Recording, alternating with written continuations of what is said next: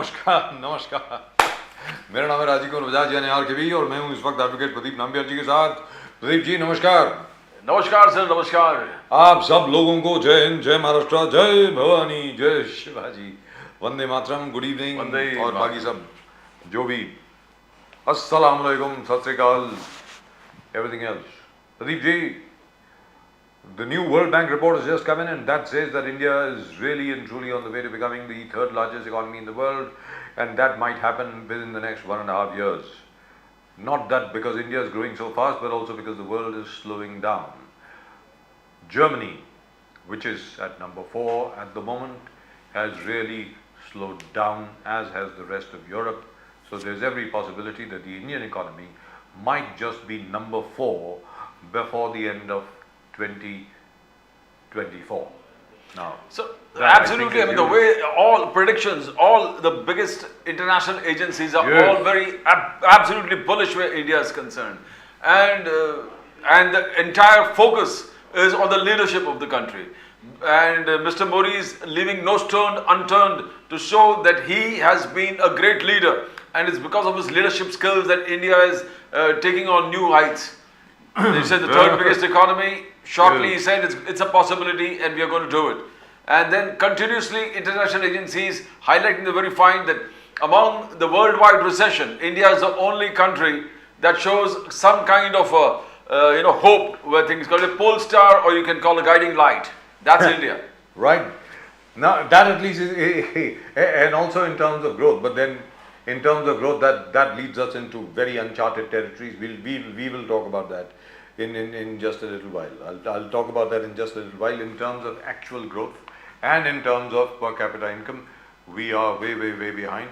The per capita income is something new inserted by the Congress, which they themselves never believed when they were in power from 2004 to 2013. Well, they are the opposition. You can't expect them to praise Mr. Modi.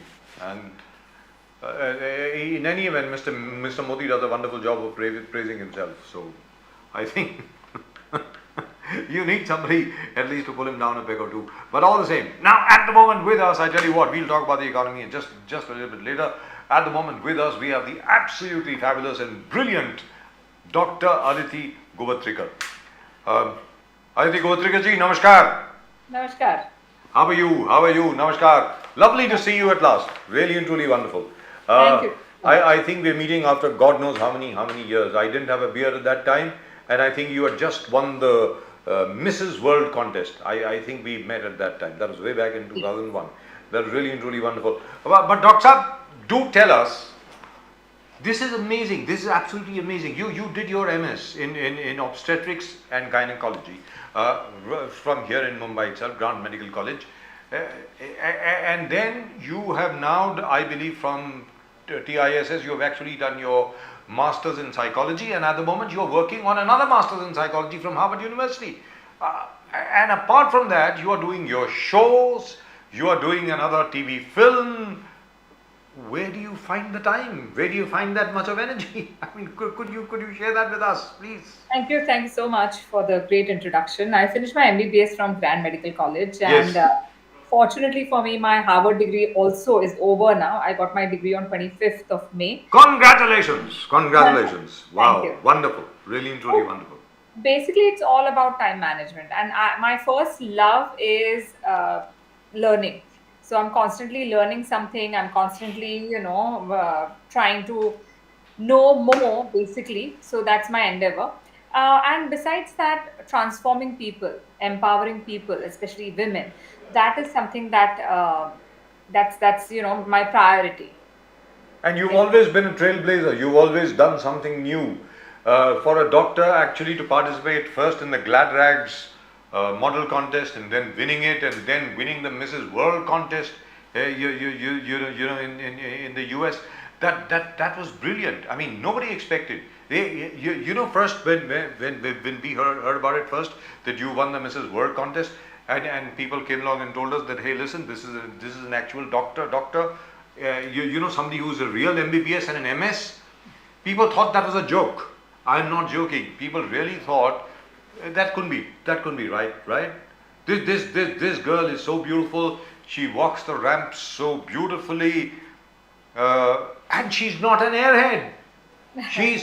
She is really brilliant, amazing. So sometimes at that time, did you ever get the feeling that perhaps you are overqualified for the kind of work you were doing, on the ramp and elsewhere?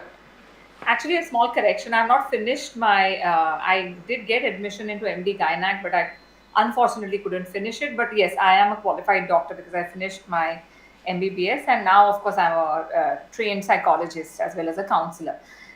So where basically, no, I never felt like I am overqualified because, frankly, to be a success story, irrespective of the field that you choose, does take a lot of discipline, consistency, some kind of, you have to have that in you. You can't be an airhead and be successful. At least I've not seen anybody who has been that. So all the successful women and men in my industry, they are highly intellectual. They're very smart people, worldly wise, well read. Yes, absolutely.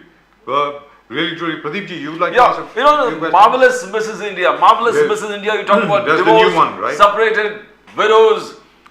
You talked about redefining beauty by highlighting power, resilience, and inner beauty of married women. Now you Yes. need to believe in this, and I can see it on your face that you really believe in yourself. You believe your absolute confidence. Now, what kind of things? Can you just elaborate on this entire thing? Yeah, sure, Marvelous. I will. What happened was when I won Mrs. World, at that time, many people told me that, hey, you're taking a big risk. This is a glamour field here. When girls get married, their career is over. I'm talking about 2000, 2001, where people would hide their relationships, forget getting married, but even, just being in a relationship was not something that people, girls especially, came out in the open. And here I was, I'm like, yeah, if I'm married, then why should I hide it? Let me just go ahead. And why would the question that was in my mind was, just because I'm a married woman, why should I not be able to take part in a beauty pageant? Am I not glamorous? Has everything changed just because I got married?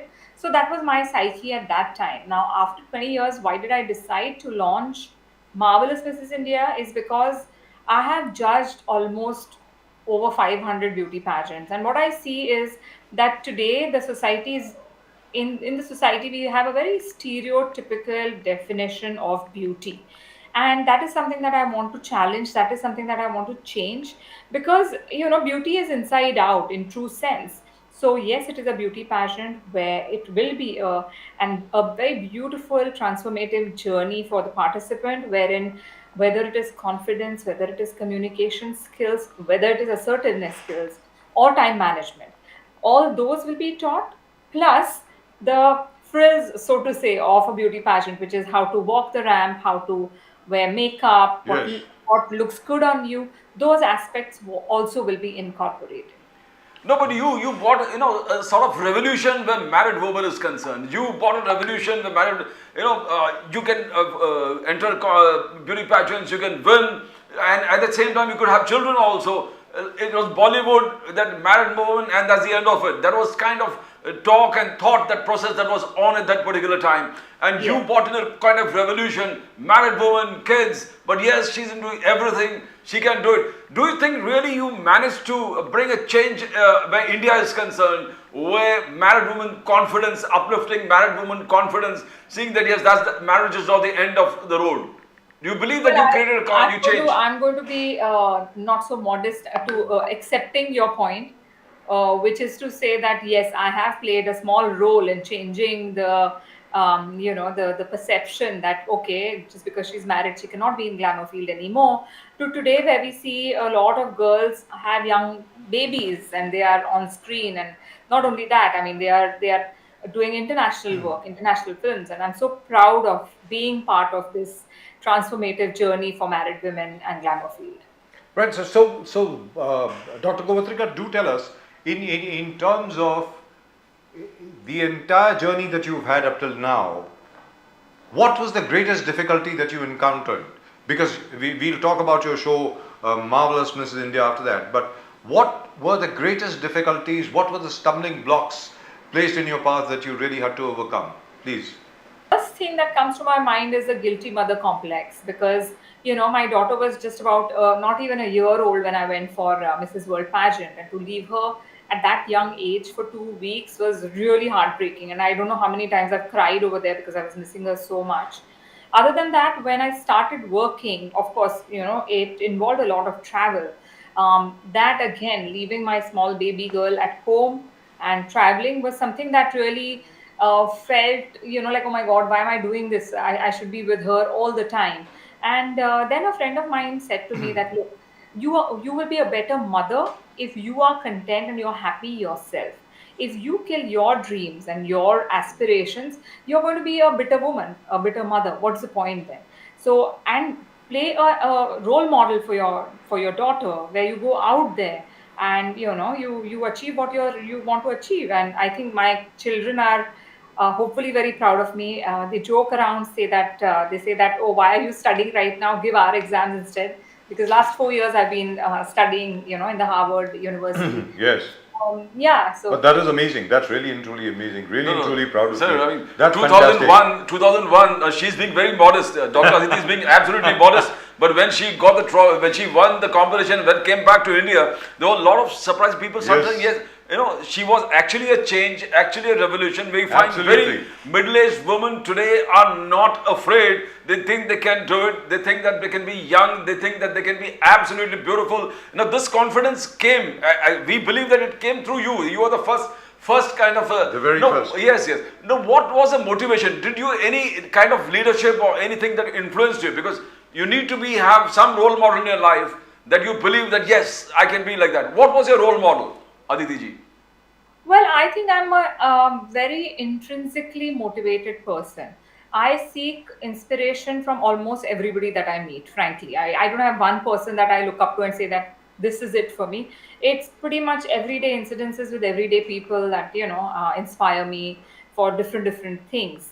So I think at that time, the thing that motivated me was basically the whole question mark, that why am I being asked, or when I decided to get married, that they said that hide it, don't tell anybody that you're getting married, and that didn't sit well with me. I was like, no, this doesn't seem right. Why am I hiding something?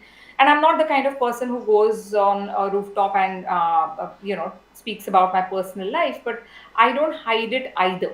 So I think that was the inspiration to kind of challenge the whole perception, and that's what I'm planning to do now as well. That why can't a divorced woman or a widowed woman or a separated woman participate in a pageant, in a beauty pageant? Why is it, So is this beauty pageant going to be only for divorced, separated women or widowed women? married women as well? Why are we not letting married women? For everybody. So Yes. which means it's going to be an all-inclusive thing. So which is why I was wondering, because knowing you, I thought that this couldn't be right.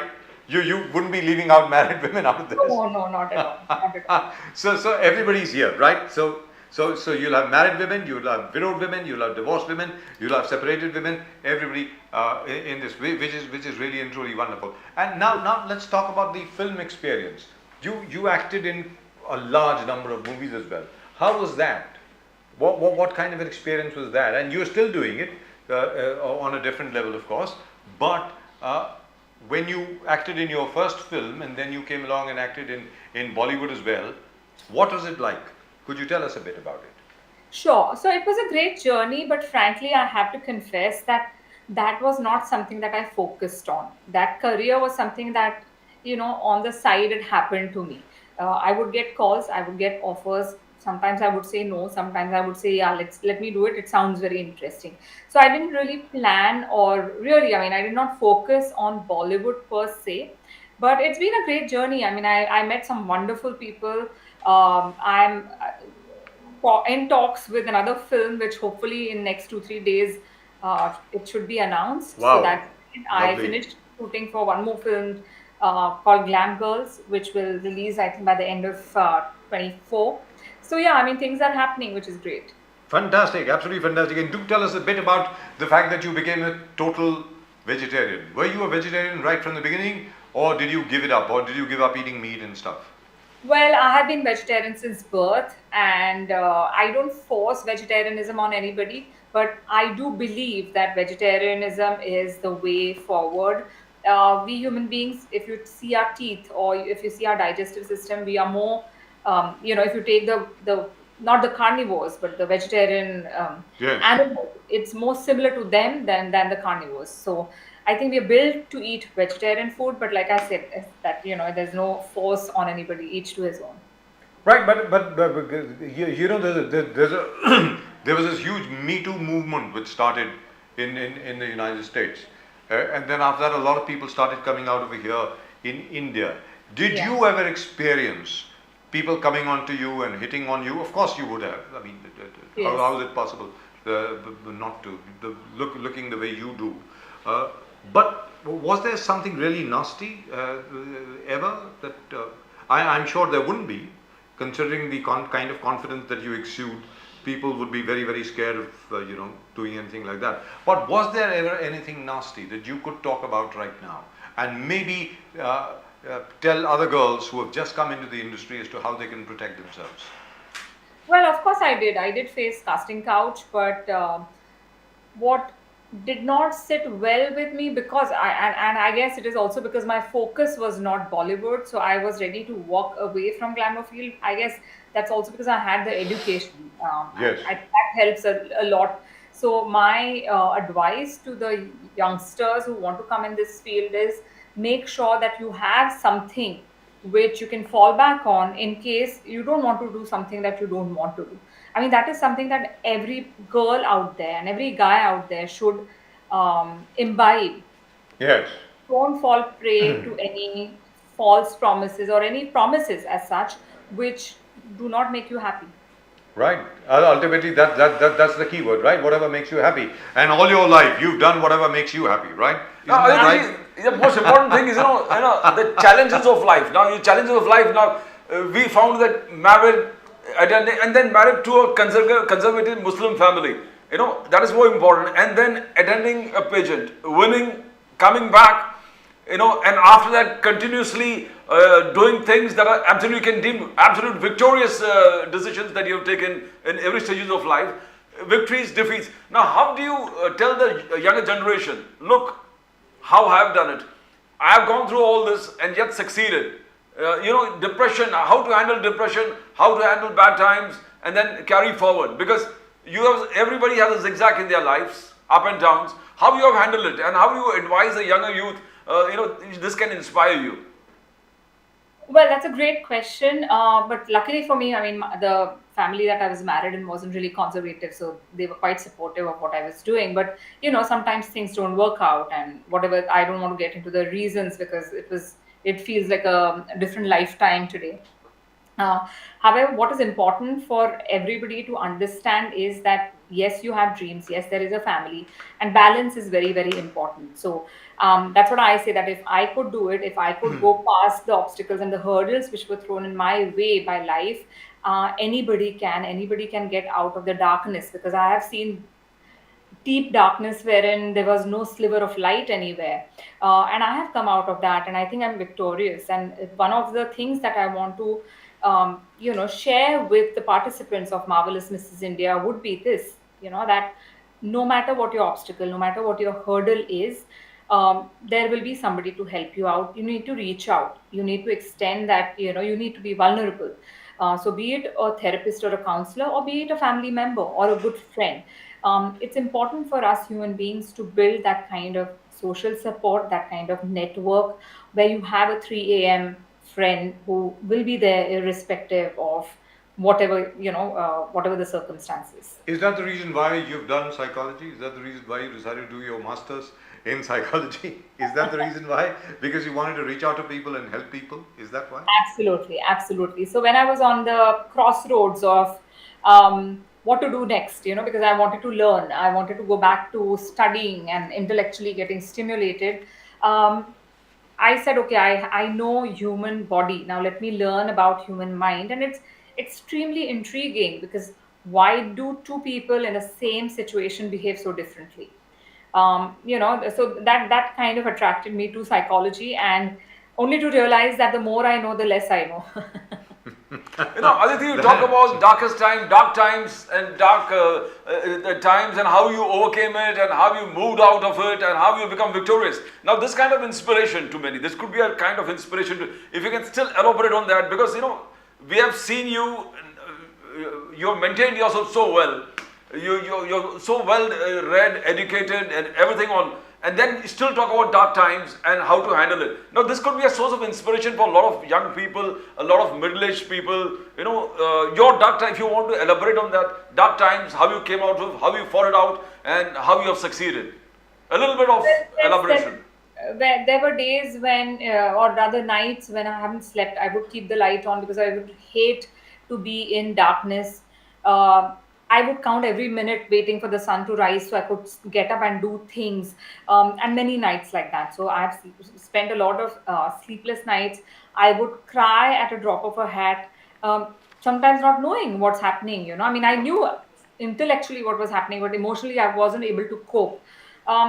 So but like you said, that I came out of it, and yeah, I took steps to come out of it. I worked very hard on who I am today. There was a lot of self work that's involved, including vipassana meditation, which I've been doing for last almost 13 years now. That truly helped me in, and still does, in coping with stress or any negativity that surrounds us. So yeah. Right. That's really truly wonderful, because what happens these days is most people take the easy way out. They just either turn to alcoholism, or they turn to drug addiction, or stuff like that. That's a major problem which is facing practically most of the glamour industry today, whether it is the fashion industry, or it is Bollywood, even the media. In fact, even journalists, by the way, are succumbing to this drug addiction.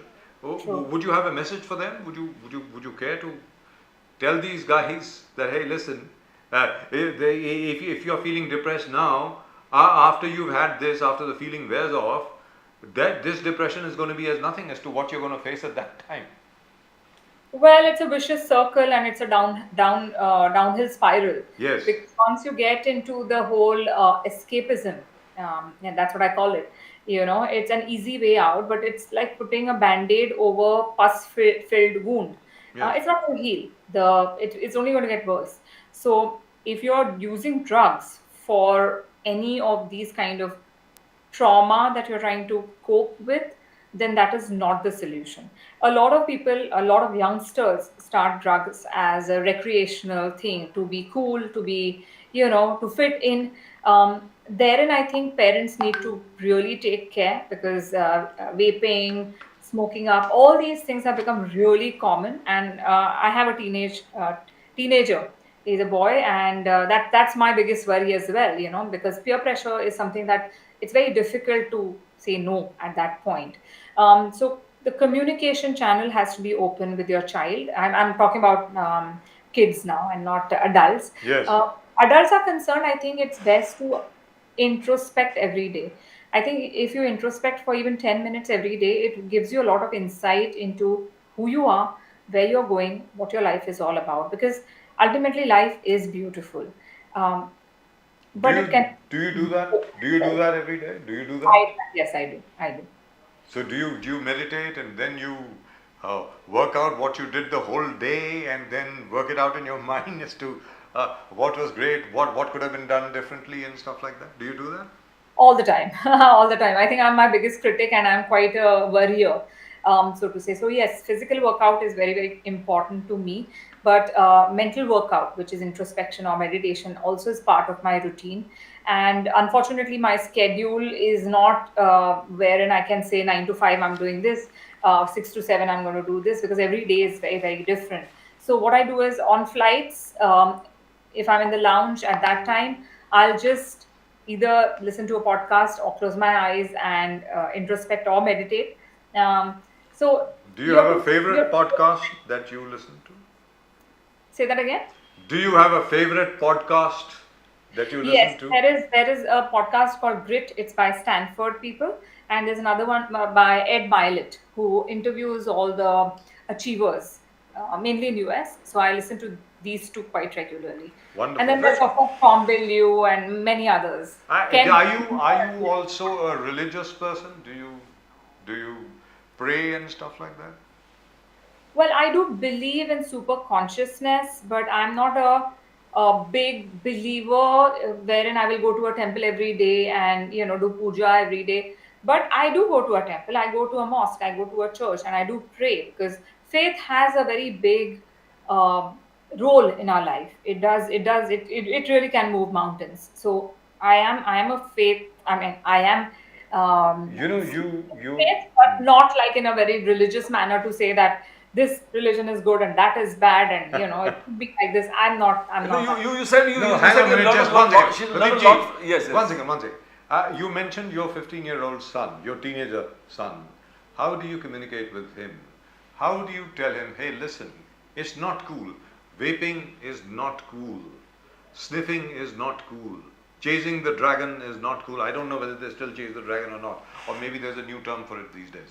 I don't know. So, uh, what do you tell him? How do you get across? Because you just can't tell him, hey, this is not good. Yeah, You, that's you tell a kid it's not good, he's going to do exactly that. Yes, So what do you do? Well, I discuss openly with him the pros and cons. I discuss with him how, when I was younger or his age, what happened, what were the obstacles I faced when I started modeling what happened, how to cope with peer pressure. So, in a very story format, conversation is what I have. Because giving advice and telling him this is good and this is bad, like you said, he's just going to listen from one ear and, take it up from another. So, that's not going to work. So, it's best to kind of have a very casual attitude, but at the same time not callous. So be serious about it, but in a very casual story kind of format. Great. Pradeep ji. And you talked about learning from a lot of people. You said you don't have one particular leader. You learn from a lot of people. Where Yes. a role model in Bollywood is concerned, whom do you think that Yeah, I would like to follow this person. I'd like to learn from him or learn from her. Or you a lot of role models in Bollywood. How do you see it? Oh my God, there are way too many. There are way too many. I think I would start with Amitabh Bachchan ji because he was the host when I was in Big Boss. Um, and I'll tell you the moment when I felt like, oh my God, if anybody can communicate, it is this man, because I had to meet him before we went on the set to do the discussion. When I came out of Big Boss, and the way he paid attention to what I was saying, it was as if there was nobody else that existed around. His focus was on what I was talking, I was Ji. speaking. So he was there in the moment, and you can see that. You can observe it when one watches him on KBC or any of his other programs. That he's there in the moment. I think that's great. The second person that comes to my mind is Akshay Kumar, because he was the host when I did Khatron Ke Khiladi, and the fitness level that that man has, given the schedule and the amount of work that he does, it's incredible. I mean, I remember him telling us a story when we were doing Khatron Ke Khiladi, where he was shooting in Australia and he did not have time to go and work out.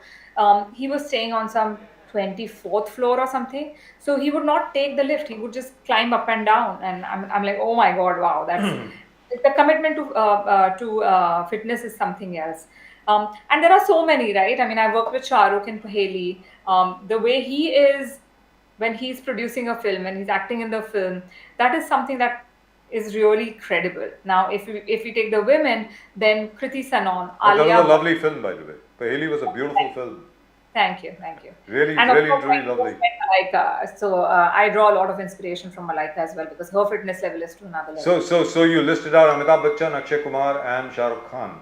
Yes. Any women that you might have admired? Like I said, Kriti Sanon, I really like her work. I like the way she's super fit and the way she conducts herself. Alia Bhatt, who was taken international scene by storm for film, as well as a big designer that she's endorsing after having a small baby. So that is something that I Yes. resonate with a lot. Malaika, who's a dear friend of mine, and her fitness level is, like I said, to another level. So she's Wow, truly really and truly And, lovely. and any immortal dialogues that you remember, like you seem to be very intelligent. Some people are fascinated by Rajesh Khanna's "Bahu Machai Zindagi aur Maut Upar Wale Ki." Something way of life. Anything that inspired you very much? Any filmy dialogue that you can say, you pin it up. Well, I don't remember the film, but I think it's a very cute, it's a very romantic, very flirty kind of a dialogue, which is "You had me at hello." You had me at hello. Right. Right. Right. Jerry Maguire. Yes. Jerry Maguire. Right. Tom Cruise and Renee Zellweger. Yes. Really and That was truly wonderful film. Well, it's been really and truly wonderful talking to you. Dr. Aditi Govitrikar. A little bit Thank of you very mismatch much. three. Mismatch three. You want a little bit of mismatch three?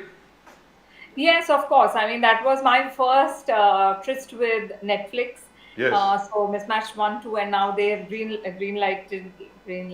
Mismatched 3, which is something that I'm looking forward to. But I am looking at doing more OTT work, and that somehow has eluded me so far. But fingers crossed, hopefully that tide will turn soon, and I will be seen on OTT platform as well. Wonderful. Dr. Govitrikar, but before we let you go, any great film that you may have watched recently, say in the last week, 10 days, 1 month, that you would like to share with us? Uh, Actually, I saw Rocky Rani recently and I quite enjoyed it because it was a complete entertainment, and I love these big sets and colorful Ranveer, and it was truly entertaining because at the end of the day in our own lives there's just so much of stress and everything happening that it's nice to just step aside and go into this dreamland, fantasy land kind of. So you have 2 children. You talked about your son. Yeah, I have a daughter as well, the elder one. And your daughter is, you need to tell her stories too, or does she tell you stories? She tells me stories. I think she's way mature than I am, and somehow she's always been a mature child. And at times I ask her, "What should I do?" And the advice she gives, it's like, I'm like, where does this wisdom come from? She's very, very sorted in her, very, very emotional, but extremely sorted where these things are concerned. Really and truly wonderful talking to you. Dr. Govitrikar, really and truly proud of you. I hope Thank you continue what you are doing and can't wait to watch Mrs. Marvellous India. I hope it Thank you. happens very, very soon. Thank you very much. Thank you so much. so Thank much. you so much. And namaskar, and as we say, Vande Mataram. Thank you.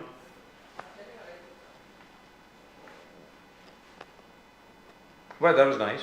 That I was mean, whatever she's being very modest, but she created this kind of revolution when she first won it, and then she came back.